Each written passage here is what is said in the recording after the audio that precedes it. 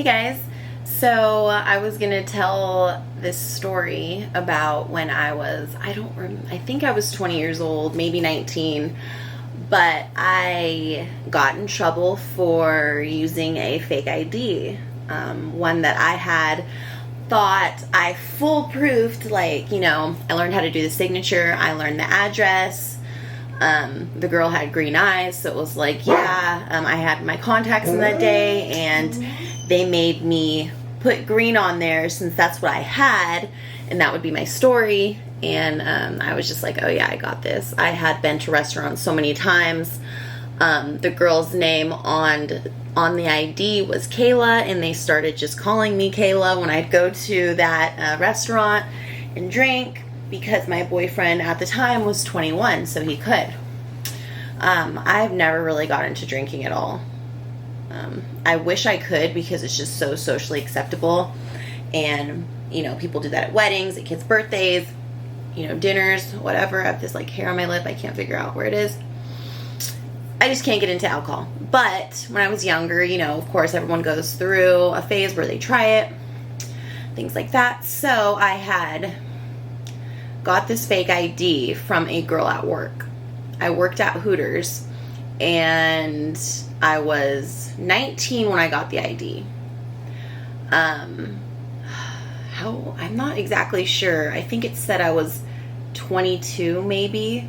So it wasn't that much of a difference, but I made sure I memorized everything on it. I decided to go to a casino one night, and that's probably the mistake, because I feel like, if they're going to be giving you money, then they're like, yeah, we want to make damn sure that you're old enough to. But I feel like in, restaurants, do these kids really care that are bartending? Anyways, so I got into the casino door, because when you look young and you walk into a casino, they will card you. So I got in there and I sat down at a blackjack table, and I was doing pretty well. If I would have done slots, it probably would have been fine. I went to the blackjack table, and oh my god, it had to have been less than a half hour, and maybe even less than 20 minutes. And someone came over to me and asked for my ID. I gave it to them, proudly. And they're like, this isn't you. And I'm like, yeah, it is. And they're like, no, it's not. And, it goes back and forth. I still feel pretty confident, but they're like, you need to come with me into this room. So I'm getting kind of nervous. And so I go with them to this back room in the casino, a little tiny interrogation room. And it's with the security, but then they end up bringing an actual police officer in to question me. And, they ask me, they're looking at the ID and asking me certain things. And of course, I had remembered the address. I had remembered the middle name. I had remembered the birthday. I had remembered when it was issued. I remembered all of that stuff and thought that I had myself covered. I have this birthmark, beauty mark, whatever you want to call it. And he was like, where is that? Why is that not in the picture? And I was like, well, I covered up sometimes with makeup, and that was one of the days that I had covered it up. And he's like, okay, well, I'm going to need you to sign this. And I signed it. It wasn't that hard to sign her signature. I signed it. And they were like, well, what about the green eyes? And I answered the contact thing. And they were just like, still, we're just not convinced this is you. I was so scared. They kept going in and out of the room, leaving me in there. I'm texting my boyfriend and stuff. They had asked who I'd come with and if he could vouch for me. Oh, and if he could get my ID out of the car, because I did not have anything on me except for the ID and cash at the casino. And they were like, well, can you have who's ever with you get your ID so that we can just confirm that, you have other things in there that have your name on it? And I'm like, I don't have anything. I don't have credit cards. I don't have, I was young enough for, I think, people to believe that I didn't have credit cards, debit cards, anything like that. But, not even a library card, anything that says my name. Student ID I didn't. That was the one thing that I should have made sure I had, a library card or something.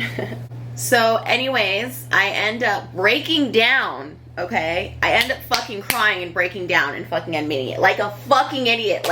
What the hell are you doing? They have no proof, and that's why they're keeping you here, because they don't have proof, and you don't admit it. I admitted it.